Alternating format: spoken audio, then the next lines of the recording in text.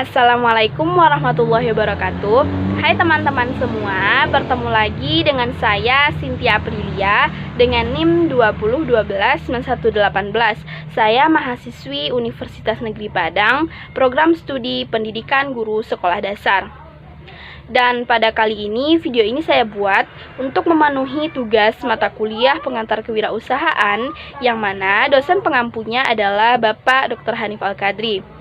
Dan topik yang akan kita angkat pada hari ini adalah mengenai wirausaha era revolusi industri 4.0. Revolusi industri merupakan transformasi yang terkait dengan kebijakan ekonomi di era industri revolusi 4.0. Mau tidak mau, usaha apapun harus ikut bergerak, harus beradaptasi dalam konteks aliran revolusi industri ini. Karena jika tidak, kita hanya akan tetap di tempat, berjalan iya, tetapi berkembang tidak. Maka, bagi yang tidak terbiasa dengan kondisi-kondisi atau keadaan-keadaan berpikir, bergerak melakukan sesuatu dengan terminologi, teknologi, karena revolusi 4.0 ini kaitannya adalah dengan teknologi, dengan dunia maya, dengan kemauan kita membaca sesuatu yang kadang-kadang di luar nalar atau di luar kebiasaan.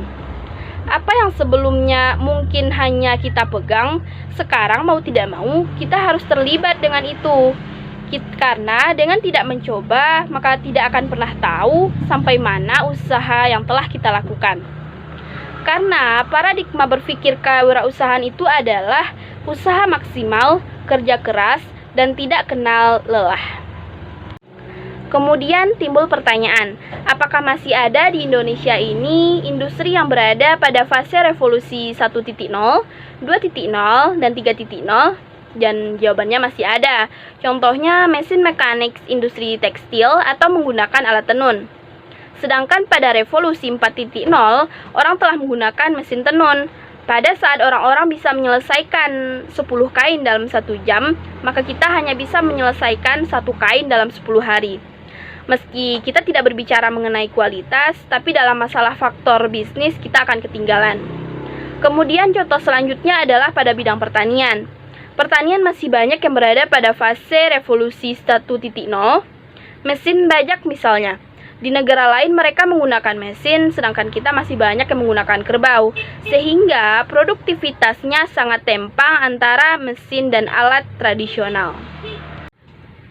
Dan generasi yang berada pada fase 2.0 contohnya adalah produksi massal, seperti produksi massal mie instan, kemudian percetakan seperti koran, majalah, yang sebenarnya bisa bermain di level elektronik. Sekarang, orang-orang bisa melihat berita di HP, di TV, laptop, dan sudah jarang orang-orang yang membeli atau membaca koran. Kemudian generasi revolusi 3.0 contohnya adalah komputerisasi industri elektronik, otomotif yang seharusnya kontrolnya sudah meningkat. Kemudian contoh generasi revolusi 4.0 adalah otomatisasi seperti vintage, customer digital, yang mana diaplikasikan dalam Gojek, Gokar, taksi tidak laku lagi, apalagi ojek tradisional, apalagi seperti mobil bus. Selanjutnya, kita akan membahas mengenai transformasi ekonomi, dan itu merupakan kunci dari kemajuan bidang ekonomi, yang kondisinya harus seimbang. Maksudnya, strategi kebijakan pembangunan pada saat ini, transformasi struktural ekonomi, semuanya diarahkan pada supply side yang seharusnya sejalan dengan demand side. Jika supply side dan demand side seimbang, maka kemajuan ekonomi akan terwujud dalam transformasi ekonomi. Lalu, supply side itu yang bagaimana? Reformasi agraria, pembangunan, infrastruktur peningkatan SDM, bantuan sosial.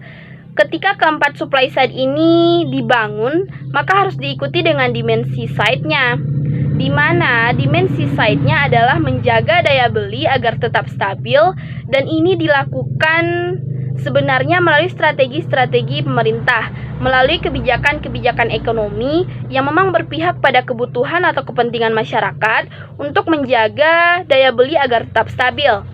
Kemudian dimensi side yang kedua adalah meningkatkan investasi.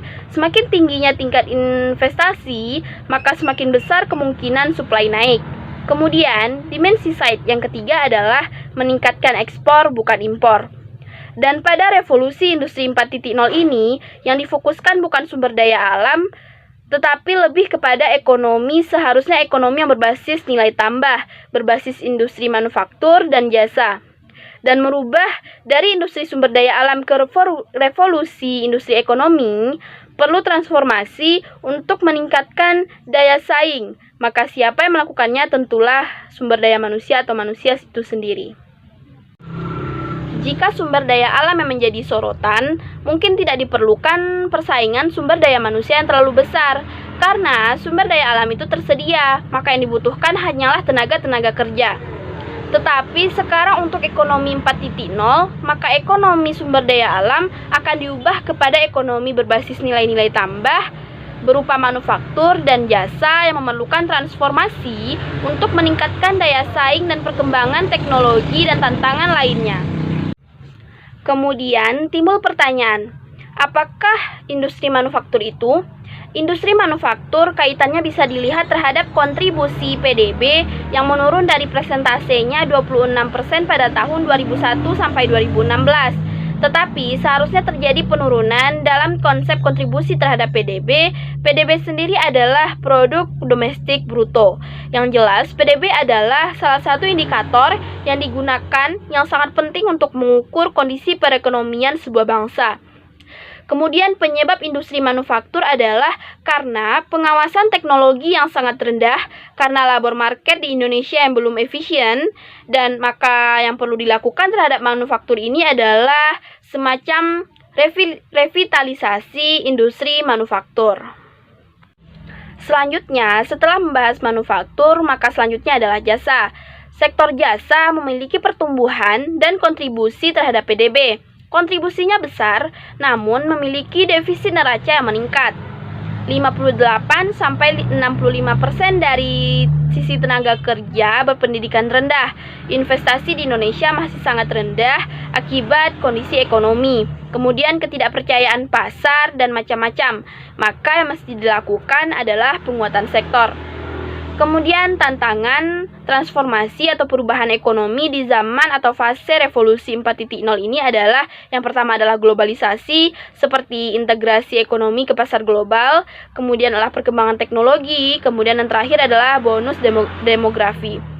Maka dengan adanya tantangan tersebut, kebijakannya juga harus ke arah sana. Kebijakannya pertama pembangunan infrastruktur, kedua adalah insentif fiskal, ketiga adalah kaitannya dengan kebijakan perdagangan, keempat berkaitan dengan perbaikan iklim usaha, dan yang kelima adalah bantuan sosial. Selanjutnya, apakah yang bisa dilakukan melalui pengembangan sumber daya manusia seperti mitigasi, otomatisasi, penyiapan future world atau skill? Ketiganya adalah ekosistem inovasi melalui vokasi, insentif pajak bagi pengembangan vokasi. Nah, bagaimanakah strategi perbaikan pendidikan pelatihan vokasi dan apakah kaitannya dengan bidang usaha? Yang pertama, strategi perbaikannya adalah melakukan reformasi besar-besaran terhadap reformasi lembaga pendidikan pelatihan vokasi. Kemudian, dengan cara penyusunan kurikulum bersama industri bukan kurikulum berdasarkan asumsi sekolah. Kemudian cara yang kedua adalah dengan TOT guru dan dosen. TOT itu adalah training of trainer. Mewujudkan guru dan dosen sebagai trainer, dan guru dosen tersebut harus di-training atau dilatih bukan hanya sebagai transfer ilmu, tetapi juga sebagai trainer.